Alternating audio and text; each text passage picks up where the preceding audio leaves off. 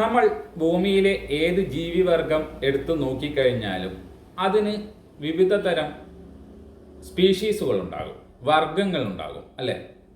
ഇപ്പോൾ ഒരു നായ എടുക്കുകയാണെങ്കിൽ നായയുടെ തന്നെ പലതരം വർഗങ്ങൾ ബ്രീഡുകൾ നമ്മൾ കണ്ടിട്ടുണ്ടാകും.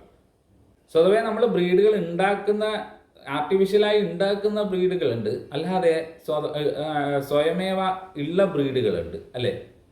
ഇപ്പൊ കോഴി വർഗം എടുത്തു നോക്കിക്കഴിഞ്ഞാലും കുരങ്ങ് വർഗം എടുത്തു നോക്കിക്കഴിഞ്ഞാലും ആട് വർഗം ഏത് തരത്തിലുള്ള ജീവിവർഗം എടുത്തു നോക്കിക്കഴിഞ്ഞാലും അതിനെല്ലാം വിവിധ തരത്തിലുള്ള വർഗങ്ങളുണ്ട്, അല്ലേ?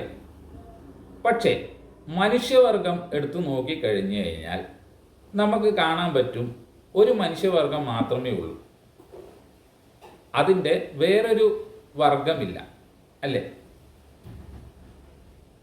അത് എന്തുകൊണ്ടാണ്? എന്തുകൊണ്ട് നമുക്ക് മനുഷ്യരിൽ തന്നെ വേറൊരു വർഗത്തെ കാണാൻ കഴിയുന്നില്ല? ഇപ്പോൾ കുരങ്ങ് വർഗം എടുക്കുകയാണെങ്കിൽ ചിമ്പാൻസി ഇല്ലേ, ഒറാങ്ങൂട്ടൻ ഇല്ലേ, ഗൊറില്ല ഇല്ലേ? അപ്പൊ ഇങ്ങനെ പല തരത്തിലുണ്ട്. ഇപ്പൊ നായ വർഗം എടുത്തു നോക്കുകയാണെങ്കിൽ ജർമ്മൻ ഷെപ്പേർഡ്, മറ്റേ നാടൻ നായ, തമിഴ്നാടൻ നായ, അങ്ങനെ ഒരുപാട് വർഗങ്ങളില്ലേ? എന്തുകൊണ്ട് മനുഷ്യനിൽ മറ്റൊരു വർഗമില്ല?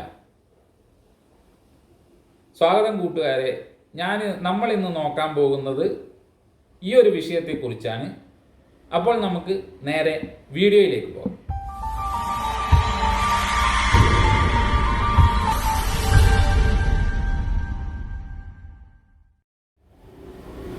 മനുഷ്യൻ ചിന്തിച്ചു തുടങ്ങിയ കാലം തൊട്ടേ അവൻ്റെ ഉള്ളിലുള്ള ഒരു ചോദ്യമാണ് എങ്ങനെ അവൻ ഉണ്ടായി എന്നത്. പല മതഗ്രന്ഥങ്ങൾ എടുത്തു നോക്കിക്കഴിഞ്ഞാൽ അതിലൊക്കെ വ്യത്യസ്ത തരത്തിലാണ് മനുഷ്യൻ ഉണ്ടായതിനെ കുറിച്ചുള്ള കഥകൾ നമുക്ക് കാണാൻ കഴിയുക. ഇതൊക്കെ സത്യമാണോ എന്ന് ചോദിച്ചാൽ എനിക്കും അറിയില്ല ഇത് സത്യമാണോ എന്നത്. അതൊക്കെ ആളുകളുടെ വിശ്വാസം. ആ വിശ്വാസത്തെ നമ്മൾ ആരും ചോദ്യം ചെയ്യാൻ പോകുന്നുമില്ല. വിശ്വാസം നിന്നെ രക്ഷിക്കും എന്നല്ലേ പറഞ്ഞത്? അപ്പോൾ അതങ്ങനെ തന്നെ പോകട്ടെ. നമ്മുടെ വിഷയം അതല്ല.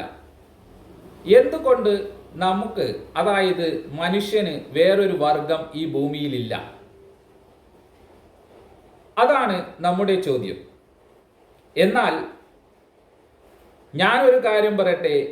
ഏകദേശം 20,000 വർഷങ്ങൾക്ക് മുമ്പ് മനുഷ്യന്റെ മറ്റൊരു വർഗം ഈ ഭൂമിയിൽ ജീവിച്ചിരുന്നു. അതിന് തക്കതായ തെളിവുകളും ഇന്ന് ലഭ്യമാണ്. ആരാണവർ? എന്താണ് അവരെക്കുറിച്ച് നമുക്ക് കിട്ടിയ തെളിവുകൾ? എവിടെ നിന്നാണ് അവരെക്കുറിച്ച് നമുക്ക് തെളിവുകൾ കിട്ടിയത്? ഈ വക കാര്യങ്ങളെക്കുറിച്ചാണ് ഇന്ന് ചർച്ച ചെയ്യുന്നത്. അപ്പോൾ നമുക്ക് ആരംഭിക്കാം. 1856 കുറച്ച് ആർക്കിയോളജിസ്റ്റുകൾ ജർമ്മനിയിലെ നിയാണ്ടർതാൽ എന്ന സ്ഥലത്ത് ഒരു ഗവേഷണം നടത്തിക്കൊണ്ടിരിക്കുകയാണ്. ആ സമയത്ത് അവർക്ക് ഒരു അസ്ഥികൂടം ലഭിക്കുകയാണ്. മനുഷ്യ സമാനമായതും എന്നാൽ മനുഷ്യൻ്റേത് അല്ലാത്തത് എന്ന് തോന്നിക്കും വിധത്തിലുള്ള ഒരു അസ്ഥികൂടമാണ് അവർക്ക് ലഭിച്ചത്. വിശദമായ പരിശോധനകൾക്ക് ഒടുവിൽ അവർക്ക് മനസ്സിലായി ഈ അസ്ഥികൂടത്തിന് 40,000 വർഷമെങ്കിലും പഴക്കമുണ്ടാകും എന്ന്. ഇത് മനുഷ്യന്റെ അസ്ഥികൂടമാണോ എന്ന് ചോദിച്ചാൽ അല്ല എന്ന് അവർക്ക് മനസ്സിലായി. കാരണം ഈ അസ്ഥികൂടത്തിന് മനുഷ്യരെ അപേക്ഷിച്ച് ചെറുതും പരന്നതുമായ മസ്തിഷ്കമായിരുന്നു ഉണ്ടായിരുന്നത്. കണ്ണുകളാണെങ്കിൽ വലിയ ആകൃതിയിലായിരുന്നു ഉണ്ടായിരുന്നത്.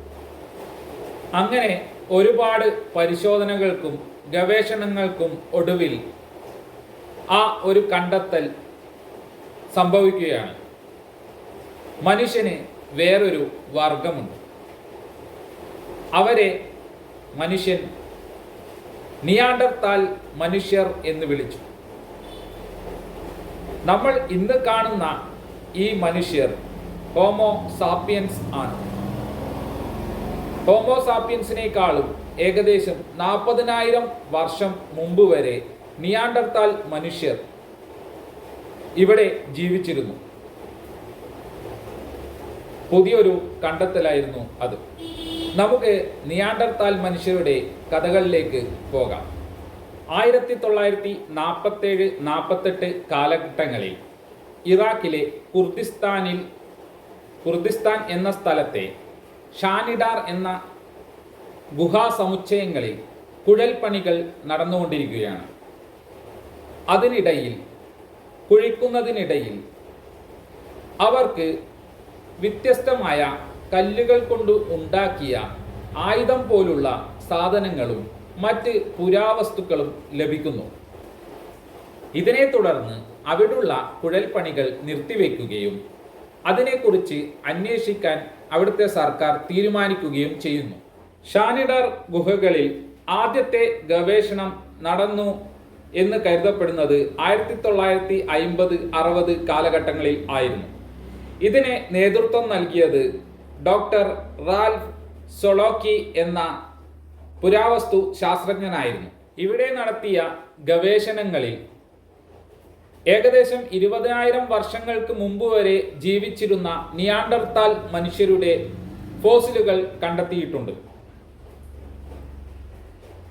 ഇവിടെ നടത്തിയ പ്രധാനപ്പെട്ട കണ്ടെത്തലുകൾ ഷാനിഡാർ 1, ഷാനിഡാർ 3, ഷാനിഡാർ 4 എന്നീ അസ്ഥികൂടങ്ങളായിരുന്നു.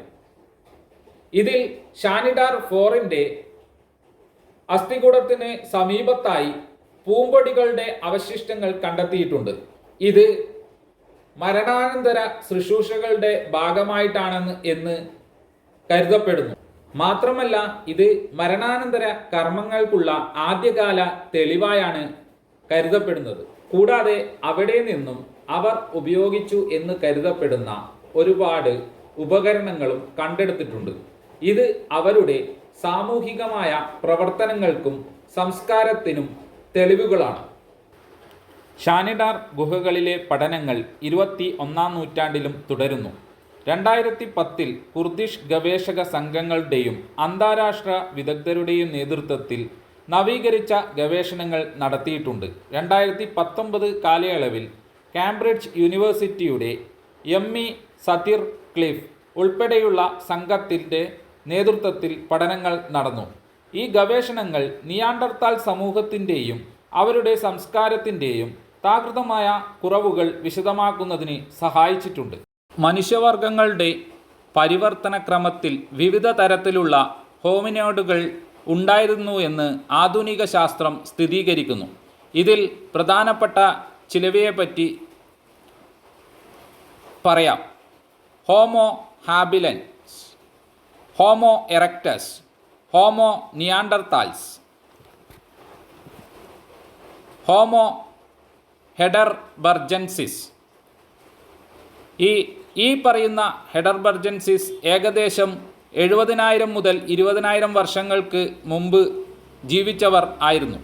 ഇവർ ആധുനിക മനുഷ്യരുടെ, അതായത് ഹോമോ സാപ്പിയൻസിൻ്റെ ആദ്യകാല പൂർവികരായി കണക്കാക്കപ്പെടുന്നു. നമുക്കും വർഗങ്ങൾ ഉണ്ടായിരുന്നു എന്നത് നമ്മെ അത്ഭുതപ്പെടുത്തുന്ന ഒരു കാര്യമാണ്. അപ്പോൾ ഈ വീഡിയോയിൽ ഞാൻ പറയാൻ ശ്രമിച്ചത് മനുഷ്യർക്കും വർഗങ്ങൾ ഉണ്ടായിരുന്നു എന്നതാണ്. ഇവിടെ കാണുന്നതാണ് നിയാണ്ടർത്താൽ മനുഷ്യൻ്റെ ഗ്രാഫിക്സ് രൂപം. അപ്പോൾ മറ്റൊരു വീഡിയോയിൽ വീണ്ടും കാണാം. നന്ദി, നമസ്കാരം.